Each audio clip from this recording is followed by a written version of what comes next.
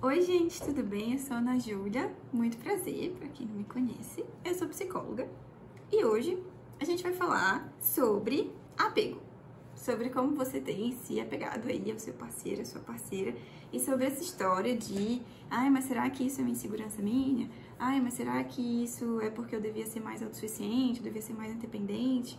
Ai, será que isso daqui eu que não tô dando conta? A gente vai falar sobre como tornar esses apegos mais seguros, entendendo que faz parte isso de a gente ficar apegado. Então vamos lá, premissa básica desse vídeo, a teoria do apego, do John Bowlby, que fala sobre que a gente como espécie foi evoluindo para conseguir eleger algumas pessoas significativas na nossa vida para nos vincular de uma maneira mais intensa, para a gente se vincular de uma maneira mais íntima, porque isso garantia a sobrevivência. Imagina lá na época dos nossos ancestrais.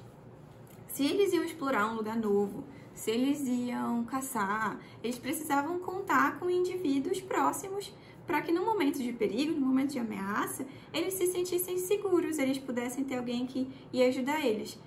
Se não existia esse vínculo, se eles estavam com uma pessoa que não tinha esse vínculo próximo, essa intimidade, a probabilidade é que essa outra pessoa ia tentar se salvar e não se preocupar tanto com ele. Então, os indivíduos que sobreviveram foram esses que conseguiram se vincular, de uma maneira expressiva, inclusive. E o que foi acontecendo? Isso aparece no nosso jeito de se relacionar amorosamente com os nossos parceiros também. Entretanto, hoje em dia a gente está vendo uma cultura em que parabeniza muito essa independência, essa autossuficiência, né? Que sim é muito importante, mas muitas vezes não fica claro esse limite numa relação. Até que ponto eu tô sendo autossuficiente, até que ponto eu tô sendo indiferente, aí eu não ligo. Até que ponto eu tenho que ligar e até da onde pra cá é muita insegurança. E aí o que reflete nos relacionamentos é isso, de muitas vezes a gente quer pecar por excesso de independência, por excesso de autossuficiência. Então você tá lá com dúvida, tá lá inseguro, tá lá com ciúme e não quer falar porque você não quer pagar de inseguro, porque você não quer pagar de dependente. E muitas pessoas chegam com essa dúvida, ai, será que isso aqui é uma dependência? Será que isso aqui eu não tô passando do limite? A gente tem esse sistema de apego. O que é o sistema de apego? É o conjunto de emoções, de comportamentos que garantem que a gente permaneça seguro quando próximos dessas pessoas que a gente elegeu para se vincular de uma maneira especial aí. E isso inclui a gente querer saber se esse outro está disponível psicologicamente, se o outro está disponível emocionalmente, que é o que aparece, por exemplo, nesses comportamentos de às vezes duvidar, de às vezes achar que, ai, mas será que é isso mesmo? Ai, mas eu queria mais reafirmações no relacionamento. E aí, o que acontece? Esse estilo de apego ativado vai nos convidar a ter comportamentos. Se a gente está aí emaranhado nessa dúvida, geralmente a opção que a gente escolhe é de não querer mostrar isso. Então, ao invés de eu ir lá perguntar, ai, mas como que vai ser o futebol? Ou então, mas e aí, eu fico com medo de tal coisa. Você fala umas coisas aí pra me acalentar? O que acontece é, não, então quando ele ligar, eu vou demorar pra responder. Então eu vou dizer um tá atravessado, porque ele tem que perceber, porque ela tem que perceber que tem alguma coisa errada e vir conversar comigo. Tentando engajar nesses joguinhos aí que no final das contas só te mantém nessa tensão, porque você não tem uma solução definitiva. E esse sistema de apego vai continuar ativado, muito provavelmente. E aí, o que acontece? A gente acaba confundindo o objetivo da relação. Então, se por muito tempo você vai engajando em relacionamentos em que esse sistema de apego é ativado, isso gera essa dúvida, essa tensão, essa coisa assim, o que pode acontecer é que você confunde isso com amor. Você acha que esse sistema ativado é um indicativo de que você está apaixonado ou apaixonada. Então, assim, não. O relacionamento é essencialmente gratificante. Um relacionamento saudável é essencialmente gratificante. E o problema, justamente de você não tomar essas medidas para lidar com esse apego, é que você vai entrando numa crença de que o relacionamento, a paixão, o amor é essa coisa instável. E aí isso é insalubre, né? Isso é cansativo, isso é desgastante, isso vai te colocando numa tensão crônica. Porque, bem, se a gente, enquanto espécie, tem a necessidade de se sentir pertencente, tem a necessidade de se sentir aceito, e se num relacionamento tão íntimo, tão importante na sua vida, isso fica o tempo todo em dúvida e você não sabe como sanar isso, o tempo todo você tá nesse estado de tensão. O tempo todo você tá nesse estado de estresse. Faz sentido, gente? Então, vamos aí comigo. Então, sabendo que todo mundo tem essa predisposição para se vincular, a gente se vincula de maneiras diferentes. Em relação aqui, a gente se vincula diferente em relação à nossa visão sobre intimidade, em relação a como a gente expressa as nossas necessidades e desejos, a como a gente reage às necessidades e desejos do outro, em relação às nossas expectativas no parceiro ou no nosso relacionamento e em relação a como a gente lida com o conflito.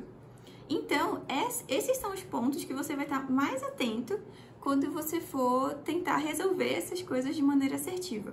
Então, o que é importante você se atentar? Primeiro, em que situações esses seus comportamentos, essas suas inseguranças aparecem. E perceber que é principalmente porque você está querendo checar a disponibilidade emocional, psicológica do outro.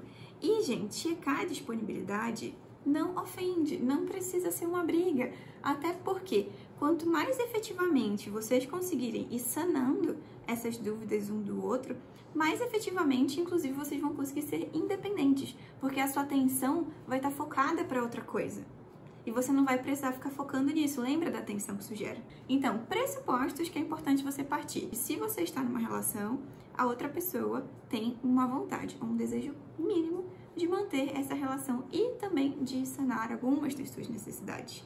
E essa pessoa não é responsável total por isso você tem que se engajar, participe, fale, converse, para de ter medo de parecer insegura, porque o que acontece é que você vai parecendo cada vez mais insegura e imatura quando engaja nesses outros comportamentos. Uma briga, uma discussão, um pequeno desentendimento não gera nenhum rompimento.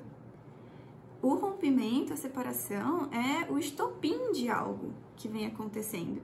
Então, se você consegue cuidar disso nas primeiras vezes, não vai gerar um rompimento. Outra coisa, nem sempre, e na verdade a maior parte do tempo, você não é responsável pelo mau humor do seu parceiro. Na verdade, você nunca é responsável. Mas a maior parte do tempo não tem a ver com você. Às vezes o mau humor é dirigido pra você, mas mesmo assim não é sua culpa. O mau humor, a gente já falou sobre isso também. Então, saber que nem tudo é dirigido a você, que às vezes a pessoa não falou, ou falou isso, ou falou aquilo, não por causa de você, mas por existirem outros fatores. A maior parte do que tem a ver o comportamento do outro é o outro, não é você. Outra coisa, confia que o seu parceiro vai ser solícito e atencioso. Porque se você não confia que o seu parceiro vai ser solícito e atencioso, pra que você escolheu esse parceiro? E pra que você quer estar com essa pessoa que você já sabe que não tá disponível pra você, que não tá solícito, que não tem nenhuma intenção nesse sentido? Inclusive porque a gente não pode querer subordinar as possibilidades às nossas necessidades. Se a pessoa com quem você tá já te mostrou que essa não é uma possibilidade, não sei o que te dizer. Você tem que pensar o que te faz ainda estar nesse relacionamento. Tenta partir do pressuposto de que a pessoa sim vai estar solícita pra falar com você, sim vai te dar atenção dentro do que você quer falar. Inclusive porque essa é a premissa básica dentro de um relacionamento. As pessoas têm que querer estar juntas. Outra coisa, não espera que a pessoa já saiba o que você vai falar. Ai, mas eu já falei 1 milhão de vezes. Pode ser que a pessoa tenha esquecido naquele momento. Parte desse pressuposto. Não parte do pressuposto que a pessoa já sabe. E não parta do pressuposto que você entendeu de primeira o que a pessoa quis dizer. Checa. Vai lá, fala com ela, pergunta de novo. Por que isso? Ah, Ana Júlia, você tá querendo ser muito otimista. Então, o que acontece em muitos casos, quando você vai com essa visão negativa, quando você vai já prevendo catástrofes, prevendo dar errado, é que essas se tornem profecias autorrealizadoras. Porque assim, pensa aí comigo, você já tá encarando esse futuro como sendo catastrófico, como sendo negativo. O que vai acontecer? O que vai estar ativado na sua mente é esse filtro de eu procurar evidências daquilo que eu tô pensando. Então, se eu tô pensando que outra pessoa vai ser rude, eu vou estar hipersensível a estímulos que me digam que essa pessoa está sendo rude. Eu também vou estar mais sensível a responder a esse comportamento ou esse estímulo que eu li como sendo rude, como sendo de não atenção, porque é isso que pra mim é a verdade. Agora, se eu vou pensando que essa pessoa sim vai estar disponível para falar comigo, eu estou me convidando a prestar mais atenção a estímulos que me falem disso. E aí, qual que é a vantagem disso? A vantagem é que muito provavelmente eu vou reforçar isso e eu vou agir de acordo com isso. E se eu ajo de acordo com isso, aumenta a probabilidade da pessoa fortificar também esse estímulo que ela me deu, essa resposta, esse comportamento. Entende? Assim como se eu reajo a um estímulo que ela falou que eu entendi como rude, que eu entendi como problemático, a gente vai voltar nós dois a nossa atenção para isso e é isso que vai crescer na conversa. Então, vai com essa premissa. Então, independente do que a pessoa falar, eu vou ler isso? Não. Eu só tô dizendo para onde você tem que voltar a sua atenção primeiramente. Se a pessoa de fato for muito rude, de fato te mostrar isso, de que ela não está disponível, lembra, as possibilidades não subjugam, a gente não pode subjugar as possibilidades, as nossas necessidades. E aí, nesse sentido, o que é importante você olhar e tentar produzir é essa harmonia no relacionamento e um desejo governável. Por quê? O que é a dependência? É justamente quando eu não consigo renunciar a um desejo. Então, eu ter o outro disponível emocionalmente é um desejo. Só que se eu tenho provas concretas de que isso não acontece e ainda assim eu não consigo renunciar a esse desejo, a minha resiliência, na verdade, vira um ciclo vicioso. E aí sim eu tenho um quadro de dependência, entende? A necessidade de uma vinculação afetiva de qualidade é uma vantagem, não é uma dependência. Passa a ser uma dependência quando não existe esse desejo que é governável, quando não existe esse meu gerenciamento disso.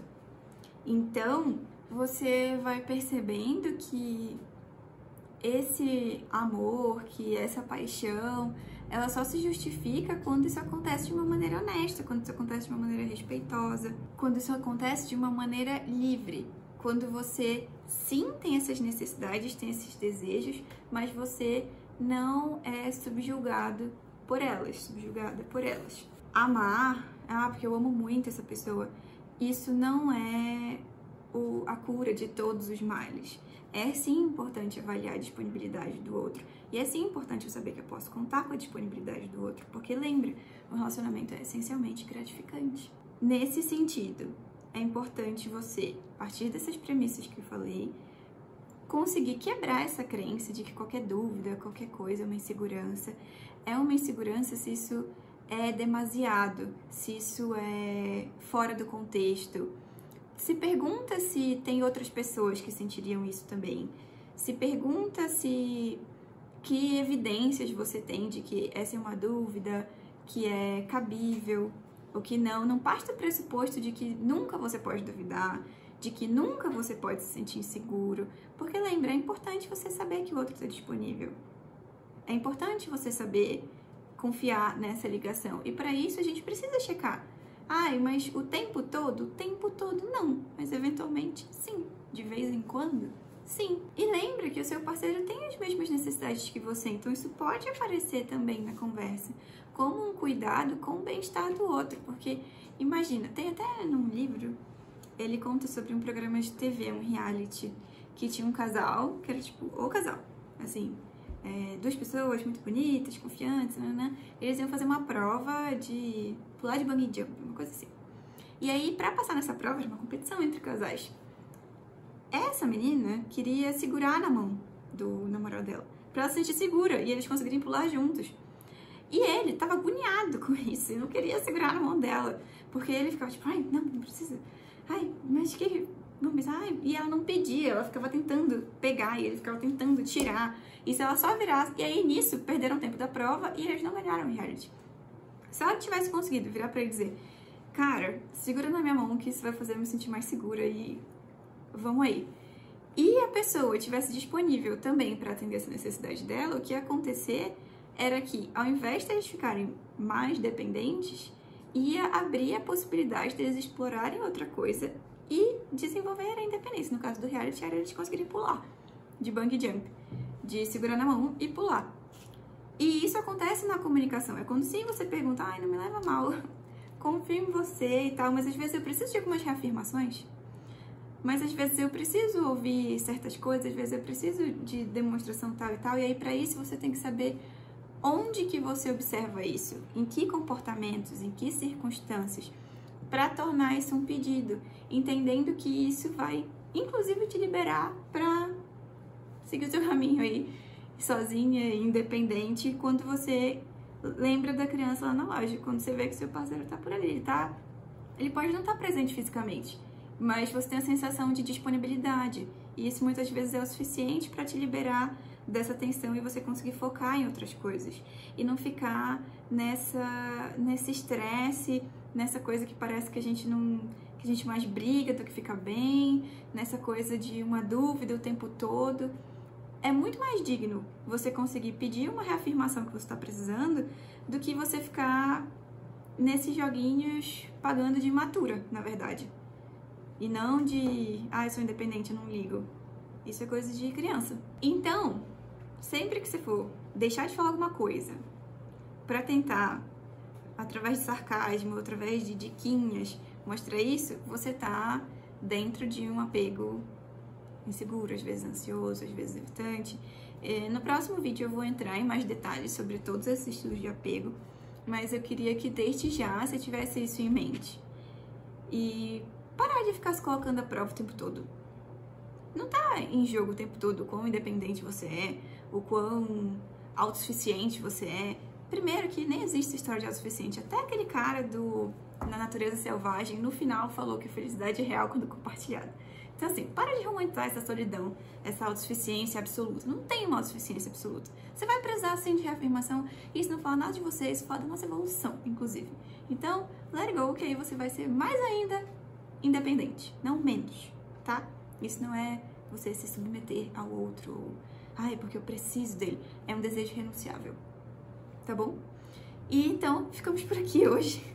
Me diz o que você achou sobre esse vídeo, se você já tinha lido sobre a teoria do apego, se tem situações que você fica na dúvida de, mas como que eu gerencio isso, se pra você é difícil ver essa diferença, esses limites, eu vou adorar saber e a gente continua conversando.